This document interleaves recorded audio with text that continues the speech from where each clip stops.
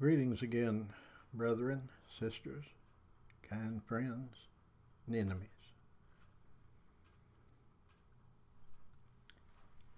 I was thinking last night as my study on the beginning of the doctrine of Christ that we didn't look at the context of the second epistle of John.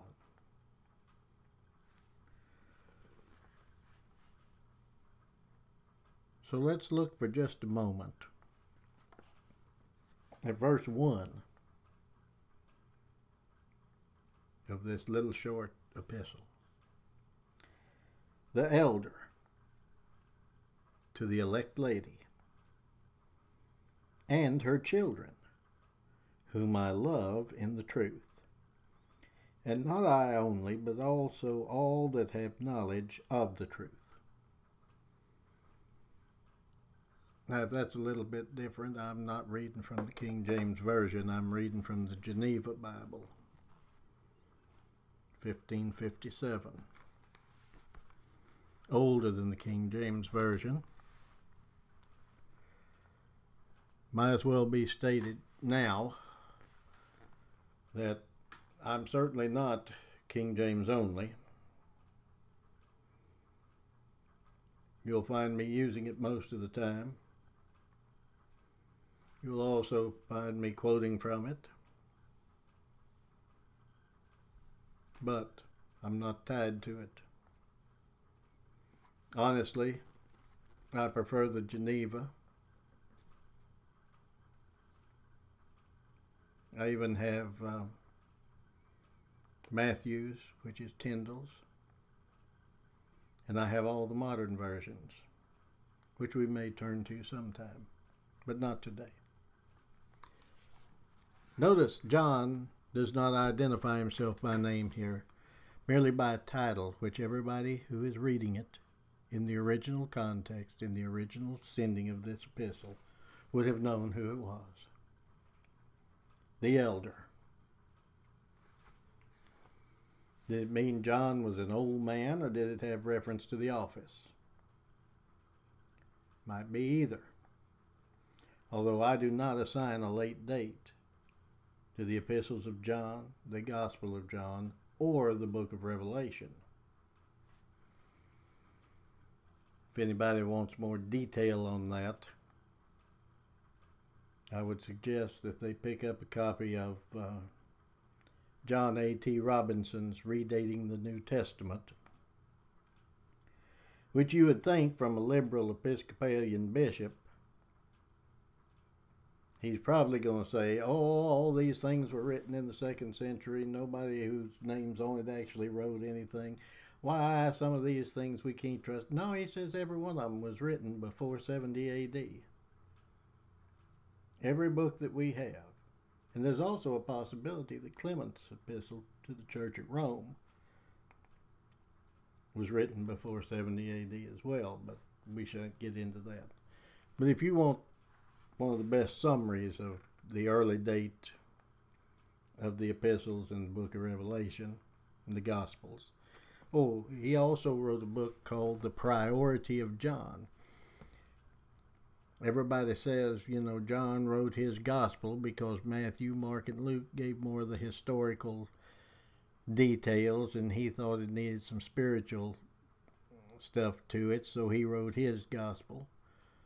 Well, Robinson says, wait a minute. Is there anything in the book that makes us believe that? No. For why do we believe it? He argues that John may have been the first gospel written, and the others were written to fill in historical gaps. We're talking after the flesh. We know they were all written as inspired by God. They were all written when God inspired them, and they were all written for the purpose that God inspired them. Let none think that we are in any way negating inspiration of the original text of the New Testament. None of these are inspired. Geneva, King James, New English, New Revised Standard, New King James.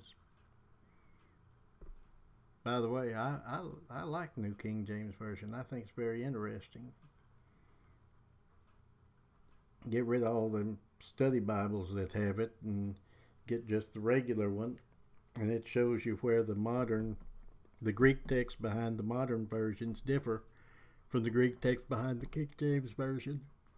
And I think that's very interesting to see. And it gives it, we hear something somebody's quoting, it's not quite like we're used to hearing. Well, you can look at that and say, oh, okay, comes from the new versions. Well, all that kind of after the flesh, I guess, but not really if we think about it.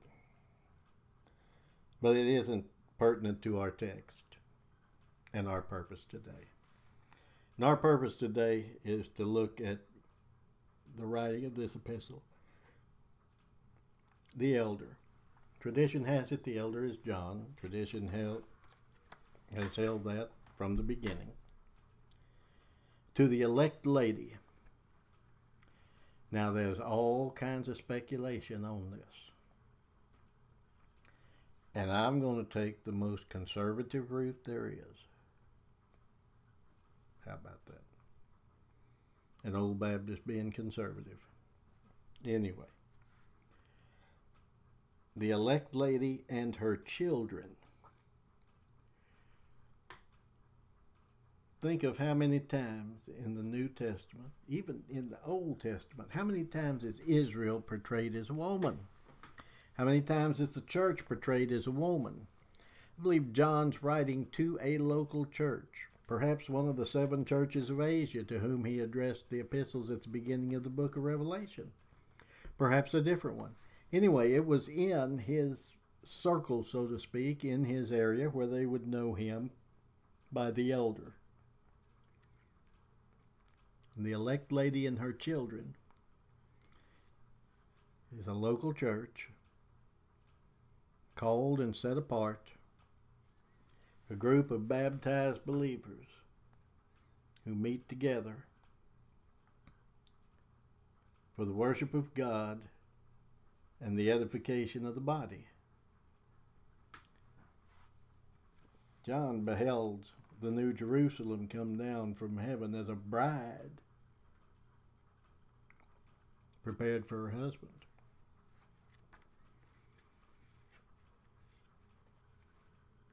One of the texts that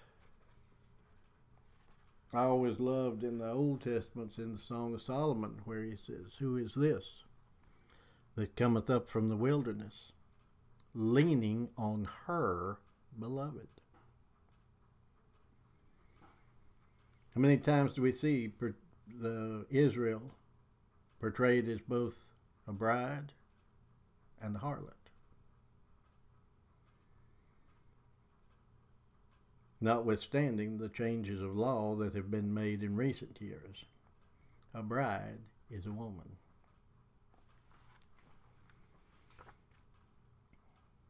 So he's writing, the elder, to a church, her and her children, whom I love in the truth. That's a beautiful thing. That he loves her, not in the flesh, that he loves her, not if she does good, that he loves her in the truth. You know, many times when we look at members of churches, various churches all over the United States,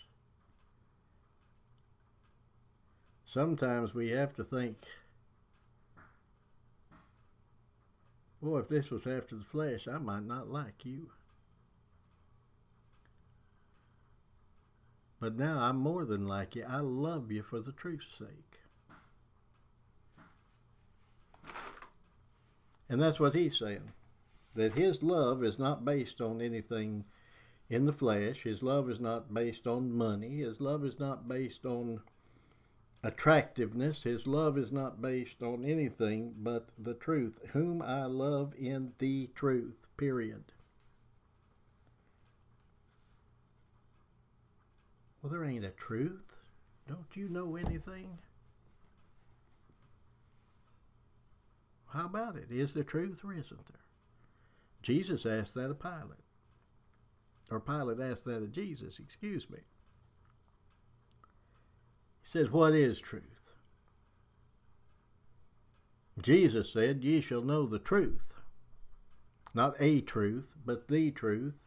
And the truth shall make you free. And what did he say was truth? My word is truth.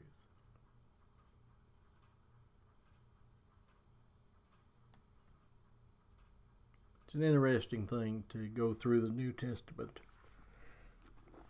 Just pick your book. I would say John's Gospel would be the best place to start.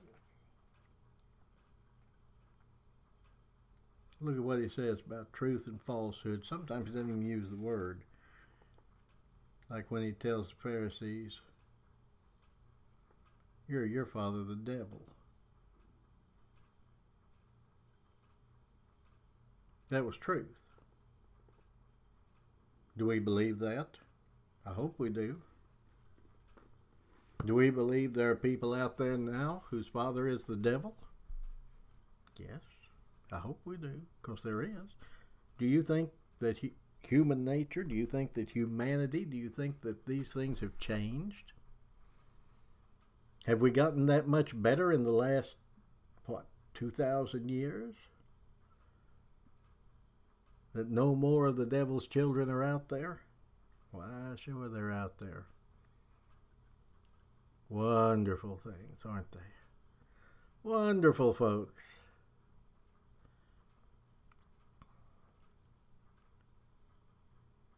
The truth as opposed to the lie or the error.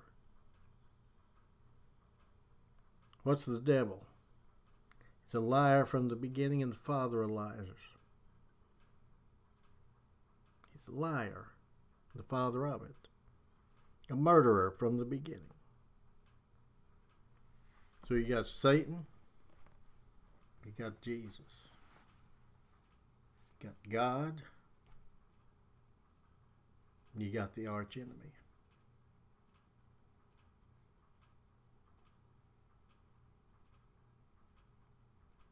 The archenemy is doing what? He's sowing tares among the wheat. He's walking about like a roaring lion, seeking whom he may devour. But let me tell you something. God looks at him and says, hitherto shalt thou go and no further.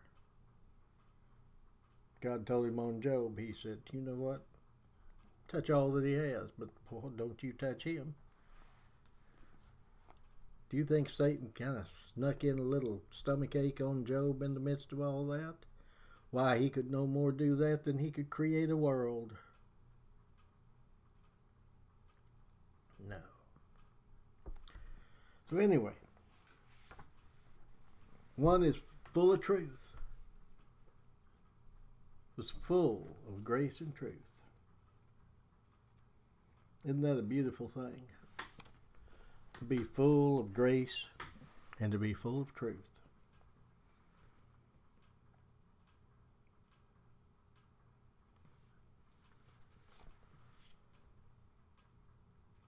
I'm going to bring this text in here because I think it fits. Jude talks about the faith once delivered unto the saints. That's truth. You with me? That's truth. That's which God gives you. That's which he shows you. That's which he reveals to you. That's truth.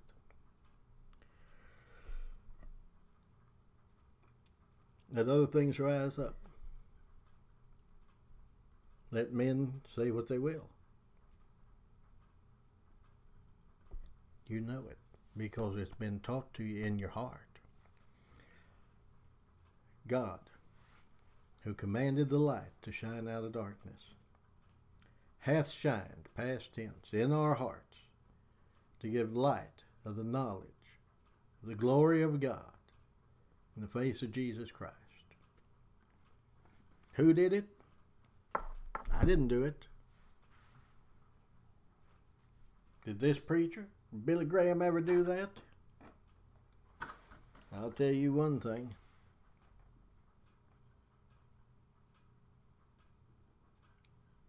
That man got his theology corrected, whichever side of the gulf he's on.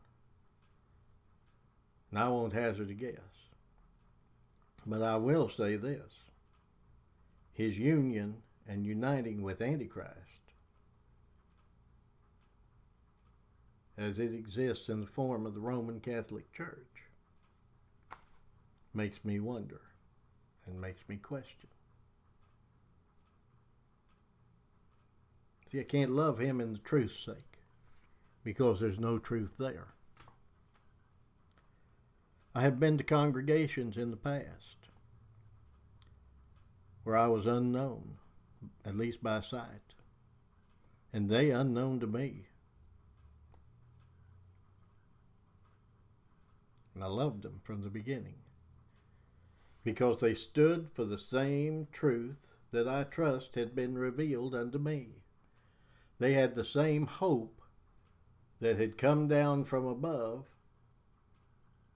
and been given to all the saints of God. We have an equal hope. Jesus Christ in you, the hope of glory.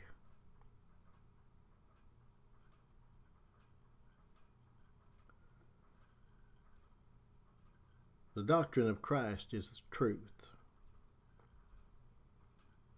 There is no truth outside of that. Not that's worth talking about. Sure, there's true things. 2 and 2 is 4. You plant a pea, you're going to get a pea vine. Plant a kernel of corn, you're going to get a corn stalk.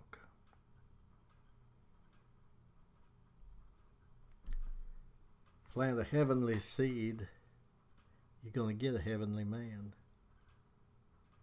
One who knows the truth. One who feels the truth. And one whom God's people all know has the truth. Because it's a common truth. You know, when the scripture in the book of Acts says they held all things common, was talking about possessions. But they held something else common. The mind of Christ. Christ in them. The glorious hope. The truth as it is in Jesus.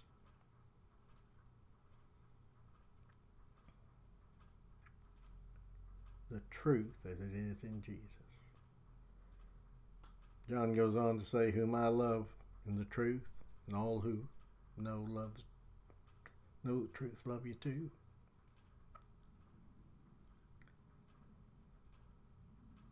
I hope that someday go back among the Lord's people, places I've been, in places I've never been, amongst brethren I know and amongst brethren I haven't met yet.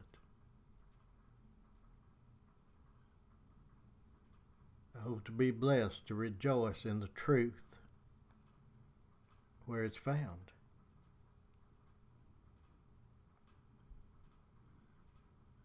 Whom I love in the truth. May the Lord bless us to love in truth, in the truth. Not a fake love, one that pretends to love the truth and those who believe the truth, but in reality, those who love it and those who show forth that love. That Lord bless us to think on these things, and Lord willing, we'll be back to verse 9 very shortly. I thank you.